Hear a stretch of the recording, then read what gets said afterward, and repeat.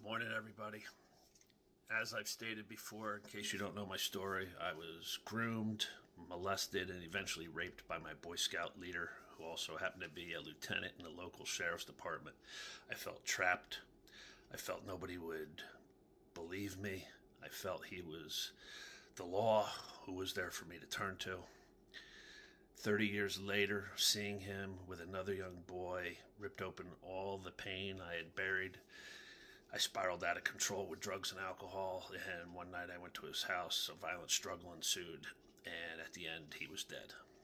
I faced life in prison for his murder, and when I was incarcerated, my mind had control of me like a vice. It would just squeeze me. It would either project back, it would look backwards to the abuse I suffered, to the murder, or it would project forward to life in prison that I was facing. And it was just in that loop, 24/7 with my mind, looking back, projecting forward. Being present, being in the moment, having peace, that was an impossibility for me. I had no coping skills. And after my first year incarcerated, which was just complete misery, suicidal ideations, depression, I decided the second year that I was going to have to take my life in a new direction. I read a book called Man's Search for Meaning by Holocaust survivor Viktor Frankl, and in there was a line that says, when you are in a situation that you cannot change, you are challenged to change yourself. So my situation was not going to change, so I had to change myself. And I decided I would begin healing and growing.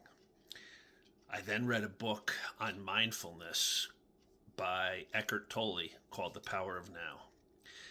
And in there, it talked about your mind, your ego having complete control of you and doing the loop nonstop. It's called ruminating, just over and over and over and over and over.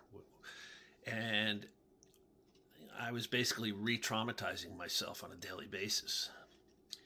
And Eckhart Tolle talks about having to police your thoughts, be the police, be the thinker within your mind, policing your thoughts. It felt like sometimes I would have 2-3 people inside my head.